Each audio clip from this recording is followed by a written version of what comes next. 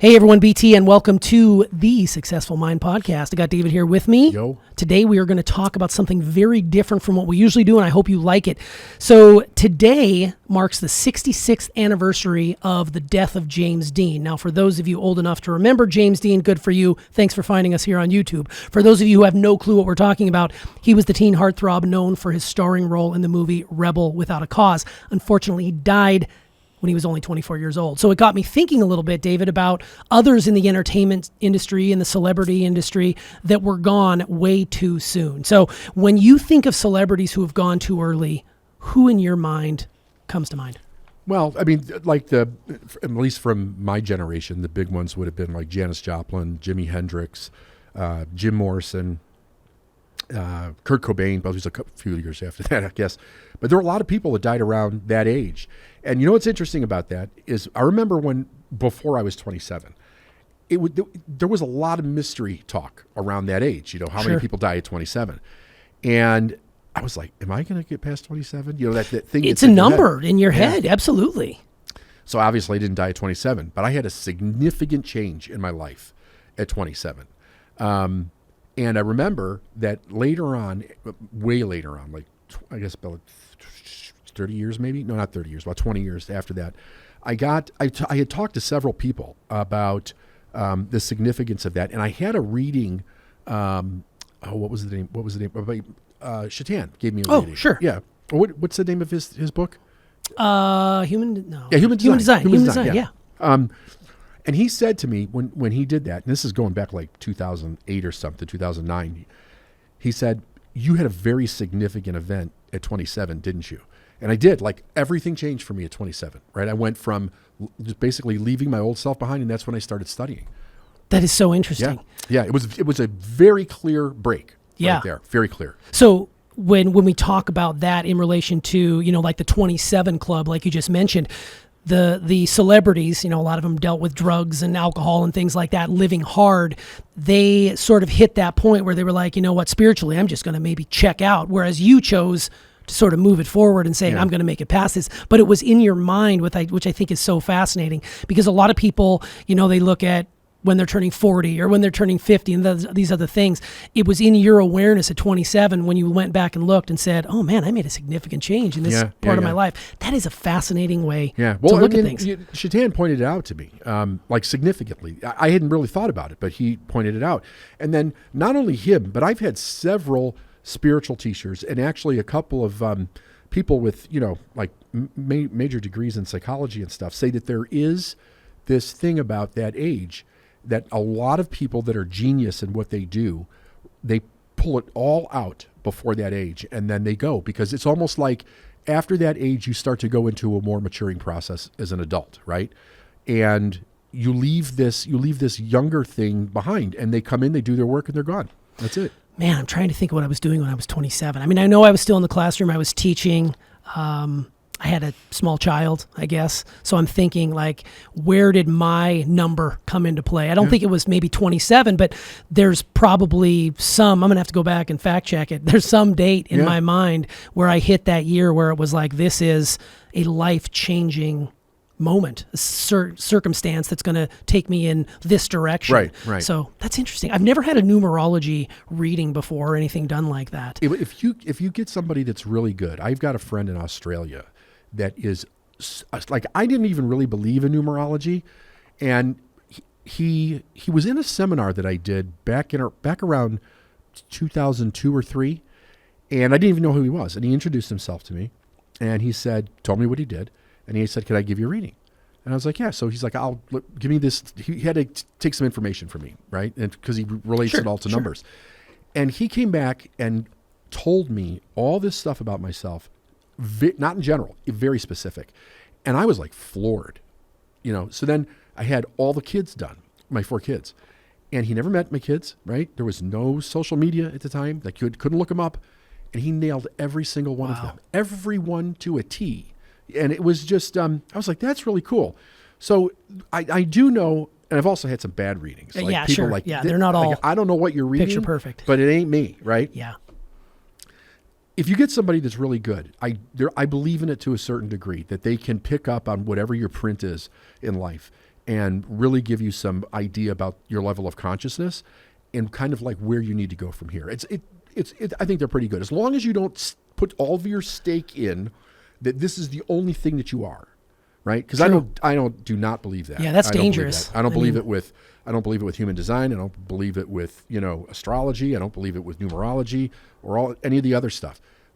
And the reason I don't is because we have conscious choice. We can choose to do something different in regards to what we know about ourselves. Yeah, they can wield a very interesting power in that they play on confirmation bias of sorts. So you are told that this is who you are, and then you immediately try to put yourself into that box, even though you might not completely 100% resonate with it because someone said that you paid to have this reading done, that's who you're going to be. And like you said, conscious choice comes into play there too. So, yeah.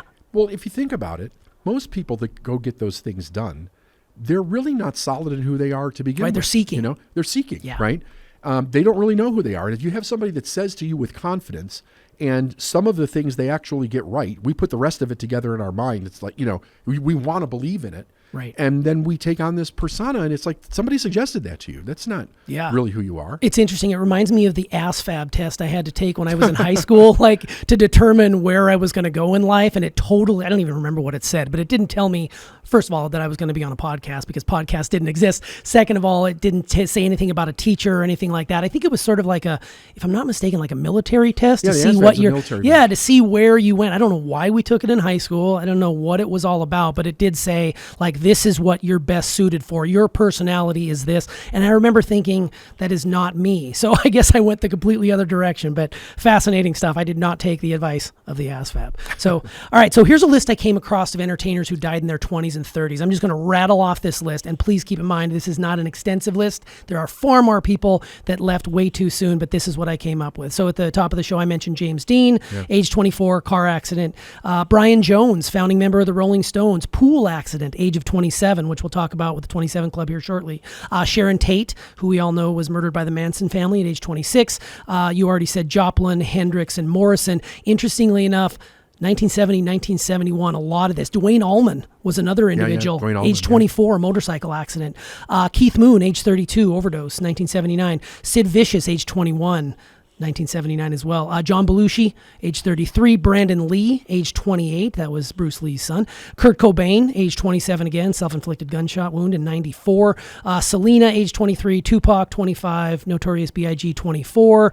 Chris Farley, age 33. Heath Ledger, age 28. Amy Winehouse, age 27. I could go on and on and on. Of those on the list that I just mentioned, are there any that you specifically remember and what the mood was surrounding that loss? Well, I remember Kurt Cobain, but he was like a generation younger than me. Sure. So I was a fan, but not like an emotional fan, right? So my kids liked him. Right. So you hear all this noise about him. Did his wife kill him, or did he do it himself? That kind of stuff. Belushi, I think, was the big one. Sure. Belushi and the other one, John Candy. Is that who? Chris Farley. Chris Farley. Yeah. Sure. Yeah. Those were. People really loved those two guys. It's so interesting, the parallels between Belushi and Farley as well. Both age 33, both overdoses. Well, here's the larger than life. Here is the one commonality with all those people. They're all alcohol and drug abusers. Yeah. Exactly. I go down the list: heroin, overdose. I don't know about Dean though, because he died in a car accident. Car accident. Yeah, he died in a head-on car accident in 1955. I did a little reading on that. Dwayne Allman, motorcycle accident. But we don't know what if he was a heavy drinker. All those sort of things. Marilyn Monroe. Yeah, there were some people that I didn't mention in here just because they weren't maybe in their 20s or 30s when it happened.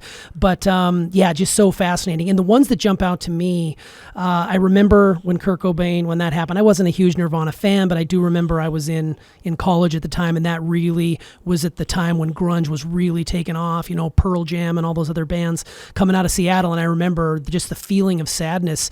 I think there was even like candlelight vigils on the campus with tons of people just mourning the loss of this individual. And then I remember being out with my friends when Tupac died, and I was not a huge Tupac fan, but I knew about this East Coast, West Coast rift that was going on and thinking, oh my God, this is very, very interesting, and how it affected people. I remember I was dating a girl at the time who broke down in tears. So it got me also thinking about we don't know these people, but in some weird way we do.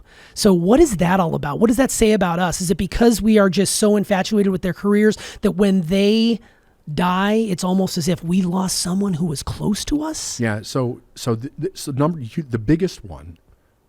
So there's two. There's Sure. two. I don't know if you put Elvis in there because he was 45. Did not, yeah, right. He was a little bit older. That's another but one. It's still a drug issue, right? Yeah, totally. John Lennon, 1980. Yeah, right. That was the that was the biggest. That, yeah, out of all sure, those. sure. That was the biggest. However, almost all of them are musicians. Yeah, right? A lot of these are. Yeah. So, I mean, music is such a central tenet to teenagers in their life. It's like You just connect with it. It's a soundtrack. You Yeah. have your music. You have the bands that you like.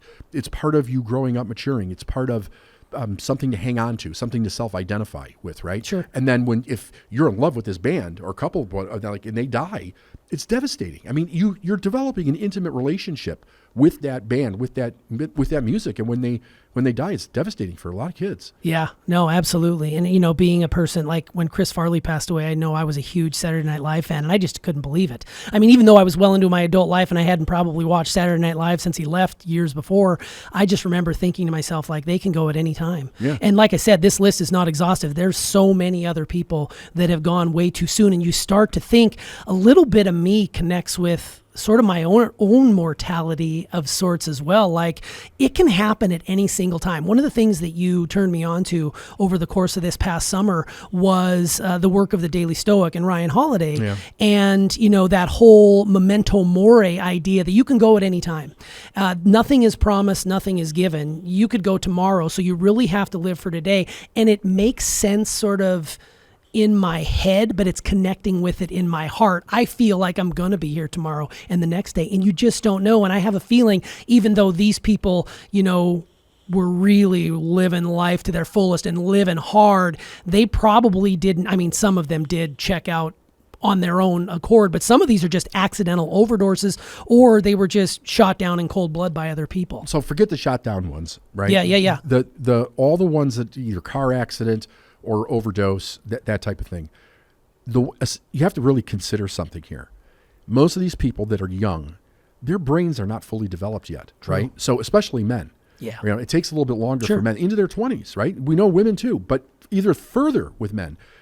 That part is the judgment part. It's the part of their mind that makes decisions, critical thinking.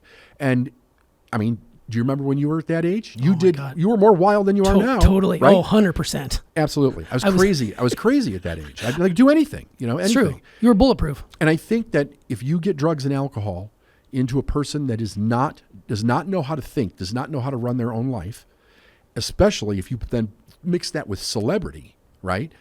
None of these people have worked on their issues from childhood or anything, right? It is seriously, it's just a death waiting to happen for most of them. And many of them, like you said, grew up in difficult environments. They had a lot of patterns, probably a lot of shame they were dealing with. Every one of those people did. Yeah, and you're dealing with someone who went from nothing to all of a sudden having a limitless, exhaustive amount of money. Yes. And when you give money and you just fuel it, drugs are there, fast cars are there, traveling all over the world, different city every night. I mean, yeah, that's why I feel like the musicians that are on that list, that lifestyle. I mean, a lot of us fantasize and say, man, it would be so cool to be out on the road and doing this thing, different city every night, playing in front of thousands and thousands of adoring fans. Yeah. I don't know how. It would be interesting to take sort of like a sabbatical and go and try and do something like that, because I have a feeling that after a while it would just be completely and totally something not for me. Yeah. I mean, it's exhausting. When we used to travel so much for work before, the pandemic came in, it was one of those situations where even then you're exhausted. And I was only out there for 3 days and I wasn't even given like you were given. Yeah. So, it's interesting to see that and how it would, extrapolate out of being in the musical industry, because they live hard, man. So in 2017, so let me back this up. In 2007, NIKI Sixx from Motley Crue wrote The Heroin Diaries. Yes. And that's his entire year of his journey in being completely addicted to heroin and in living in 1986, right? It goes from 86 to 87, a whole year. In 2017, He audio recorded it. Oh, shit. And I didn't know. So I got a copy of it. Yeah. And I listened to it. And it's fascinating. Like, if you want to see, there's nothing glamorous about it. 100%. And he goes through when he OD'd. He OD'd on heroin. They got him in an ambulance. 2 shots of adrenaline in his heart to he died. get him going. Yeah, he literally was dead for 2 minutes. Insane. Yeah. Yeah, I remember watching Behind the Music of Motley Crue, and they were talking about all the stuff that band went through, and NIKI Sixx especially. And you were the one that turned me on to reading that, and I read that book, that Heroin Diaries. Insane. I would definitely recommend it. I didn't know he audio recorded it. It would be cool to go back and hear it from his voice, because he just did it in 17. Okay, he made some significant changes, clearly, from where he was then, but it is a fascinating look behind the scenes. It's not all this glitz and glam in front of all these millions of people. There was a lot of nasty shit going on behind the scenes that was absolutely bonkers. There was, and there were a few people that kept trying to get him to get clean, and it's really interesting because he went to Japan, and I don't know, a lot of circumstances went on, but most everybody went home. He stayed an extra day, and he was with a tour guide, and they met this guy on the street. I guess the guy looked like a bum or something, but he gave him this reading, but it was in Japanese, so this woman had to translate. And the guy said, if he doesn't change his ways, he'll be dead within a year. And the woman told him that. She's like, this is not good news. He didn't even want to give him the reading, but he kept getting the message. But he was falling off. And he got, I think it's great. He got clean, and it's been like 15 years or something. Yeah, that'll wake you up. I mean, those messages are all around you. One thing we've learned from, studying from you and learning from you is that there's always messages being sent your way. You just got to be able to listen. Opportunities in business or opportunities in life are always presenting themselves. So if you take the time to listen, a lot of people when they're younger are like, piss on that. I know what's best for me. The reality is listen closely, no matter what age you are, because the signs are there for you to make a different choice. And again, you get, the power of choice. It's your greatest power. You say it over and over again. Yeah. He talks about in the book that he started drinking at 6 years old. Jesus. What becomes, it's horrific what he did over that year, but what's really enlightening is having him talk about the pain of his childhood in that story. And they have different characters in the audio recording. It's fantastic. He says several times that he couldn't make the pain go away. So heroin did it. Like, heroin makes all the pain go away, right? So he said it felt like a warm blanket around him. Why would you want to stop? You're going to die if you don't at some point, right? Right. But it feels better than anything. And actually, he talked about something when they go to rehab. They tell them in rehab that what's really interesting about heroin addiction is that you're never going to feel that good again. So you have to live sober, knowing that sober does not feel as good as heroin. Wow. And I've heard that from several people Sure. that have been addicts. Well, it makes sense why it's so hard to kick. You hear these people that go through these detoxifications for something like that, and they're horrible. Absolutely. Yeah. The Basketball Diaries. I saw that movie when I was in college with Leonardo DiCaprio. I think it was James Carroll. Is that who wrote that book? Insane about the detox, the detox coming off of, that type of a drug. But I'd never heard it said that way, like your life is never going to feel as good as it did with that drug. And you have to live sober knowing that. Yeah. Wow, that's insane. Well, looking at some of those people that we mentioned from the list a little bit ago, their legacy endures even to this day. Like, I mentioned those names and you remember who they are and what they were in the celebrity world. Some would say that maybe they've even become more famous because of it. People like James Dean, for example. He was in maybe 9 movies, 3 of which were like a big deal. So what does that tell you? So that's what I was wondering. Do you think a person's legacy can become even more mythical when they check out early? As long as they were big when it happened. So right? it's a snapshot in time. Boom, and then it's frozen. But what makes it stick is the death itself. The death itself. It is facing our own mortality with something that we relate to very well. So you have to think about this. As when you really like something, a celebrity, a movie star, a rock star, whatever, you love their music, right? You're like passionate about your music. That's an intimate connection, right? That's a relationship. Sure. Boom, they die. It's like having a brother or a sister or a wife or a husband or a mom or a dad gone. And it's painful, right? Yeah. So millions of people that love these people always remember that. And they every year on the anniversary of the death, they're out there lighting candles, they're out there playing their music, they're doing all these sorts of things. So it's sort of like a frozen in amber, like Jurassic Park with the the mosquitoes, where they're able to suck the DNA out of it. It's just there forever and ever. Get this. In 2014, I went back to France. I was in Paris, and I wanted to go see Morrison's grave. Sure.